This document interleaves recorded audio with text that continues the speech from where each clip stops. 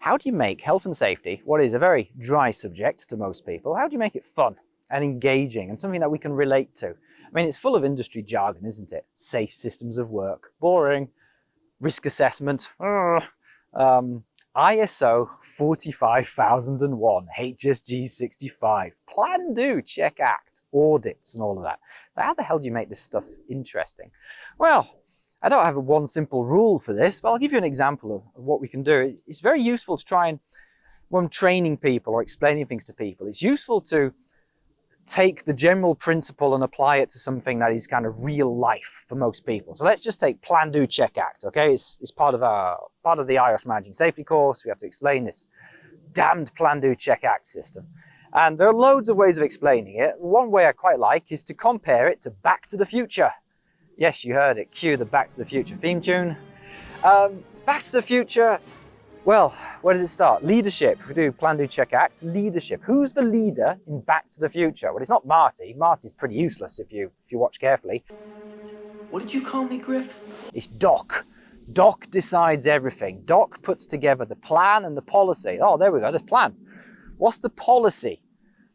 Doc is committed to ensuring that Marty McFly gets back to the year 1985 without changing the timeline, i.e. he's got to get his parents back together, and so on. So that's the policy. From there, Doc puts together a plan.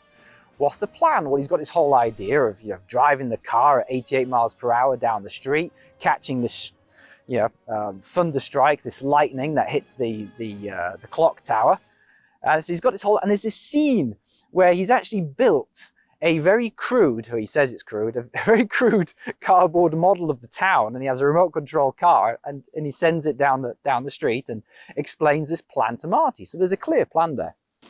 Then when we get on to the do, well, is implement the plan. That's often the hardest part, isn't it? Actually doing what you said you would do and doing it really well. And so we watch Marty McFly trying to implement this plan, and all kinds of things kind of start to go wrong. There's this awkward scene when his mum starts to smoke in the car and she wants to kiss him and snog him and everything. That's really bloody awkward. And along the way, in the do, we've got risk profiling. Risk profiling, you've got to understand the risks of what could go wrong whilst implementing your plan. And so we'll see that Marty is very well aware that if this does not go well, he will cease to exist along with his brothers and sisters. Anyway, then we get on to check. So throughout the whole movie, well, once they start the plan anyway, you'll see them checking all the time. And so you'll see some proactive checks. You'll see Doc regularly checking his watch on the night of the lightning strike. You'll see him, he checks one watch, he goes, damn, and he walks along, oh, there's no, oh, damn. And then you'll see Marty checking the photo of himself and his brother and sister, and you can see them disappearing. He's checking to see if his plan is working. And since his brother and sister are disappearing from the photograph, clearly it's not working. Another part of check is investigating the incidents and the near misses. Well, I haven't got a Back to the Future 1 example there, but in Back to the Future 3, is it 3? 3? No, 2, I think it's 2. When they've completely screwed up the timeline and Marty's dad has been murdered by Biff, and Marty's mum has married Biff. It's like he meets up with Doc and they do an investigation on the whiteboard, and they actually have a timeline. It looks remarkably like a fishbone diagram, actually. All these lines, and he shows how the timeline's been diverted. He's investigating what went wrong and why, and then coming up with control measures or solutions to fix it, to put it right.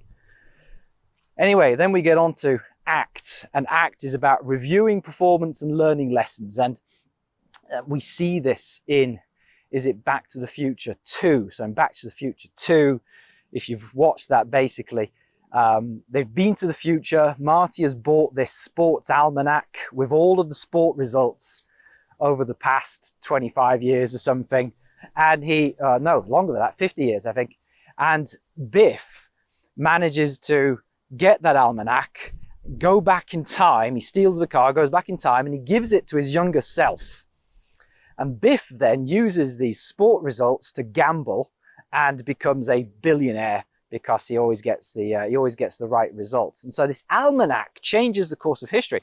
And the lesson that was learnt The lesson I learned at the end of Back to the Future 2 is that the time machine is just too dangerous. It's my fault. The whole thing is my fault. If I hadn't bought that damn book, none of this would have ever happened. What they need to do is burn the almanac once they've retrieved it, which you see them do. They burn it in the waste paper bucket.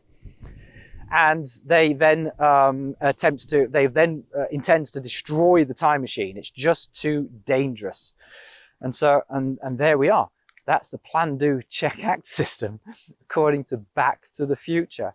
And another way of putting it is we can see the plan, do, check, act system in everything in our day-to-day lives, whether it's managing our finances, looking after our dog or our fish, managing our career, managing the amount of milk we've got in our cupboards. If we can relate these abstract, complicated safety topics to things that are relevant to real life, I think we can win people over so much more successfully.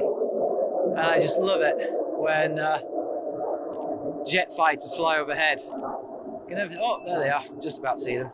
Anyway, peace.